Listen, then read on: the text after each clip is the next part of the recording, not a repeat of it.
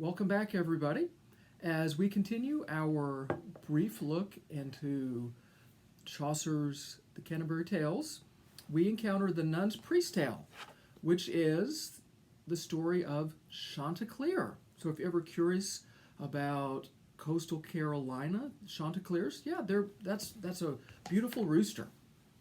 So, as we look into this tale, we can see it's being told by the nun's priest, right? That's one of the three estates of the Middle Ages, right? Clergy, nobility, and then everybody else, the people who do all the work.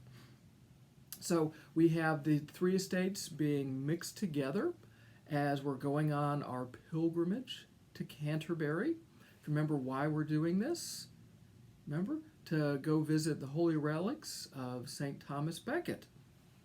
So with the nun's priest tale, it is a beast fable, right?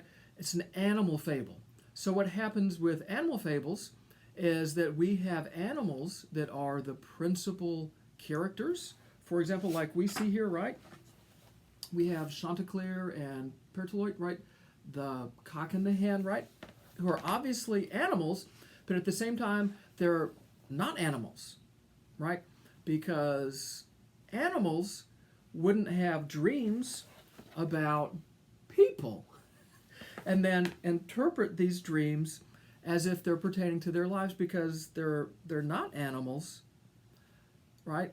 And clearly, animals also wouldn't have debates about digestion, different effects of laxatives.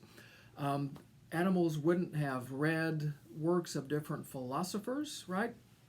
So we have all this going on. So clearly, with an animal fable, with the beast fable, these are clearly animals, but yet at the same time, they're not acting like animals. They speak like humans, right? So when this happens, we have an allegory going on. In other words, these animals are meant to represent people. So for the period audience of the time, an animal fable was common. And in case you're curious, the story of Chanticleer here is part of the oral tradition of the medieval period. So in other words, Chaucer had heard this animal fable, this beast fable, before, and then he just put it into the Canterbury Tales, had one of his pilgrims, right, and delivered this tale that the audience would have been familiar with through the nun's priest, right? Wow, very clever. So we're still seeing the impact of the oral tradition as we continue to move away from antiquity, the ancient times.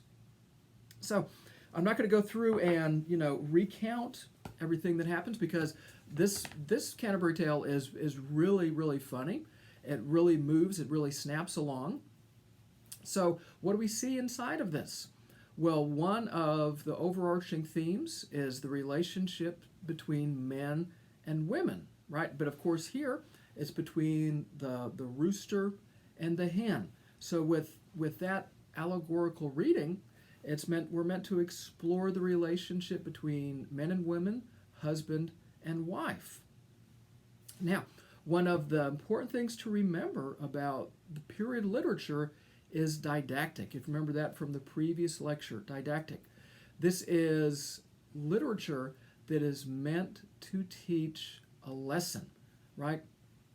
It has a moral of the story. So what is the moral of the story? Well, we have three clear morals. We could tease out some more, but the clear ones is we need to be vigilant in our lives. We also have to remember, don't talk too much. And then don't trust flatterers. Yes, so we need to be vigilant, don't talk too much, and don't trust those who are flattering us, right? Also, as we go through and we hear the story of Chanticleer, right? Be on the lookout for the 7 deadly sins, right? And we could even work in maybe an 8th deadly sin, which would be vanity, right? How does that work into the nun's priest tale? How do we see that in the tale of Chanticleer? So I hope you enjoy this tale, this Canterbury tale. It's one of my favorites, subject of a children's book. My children have had this read to them when they were little.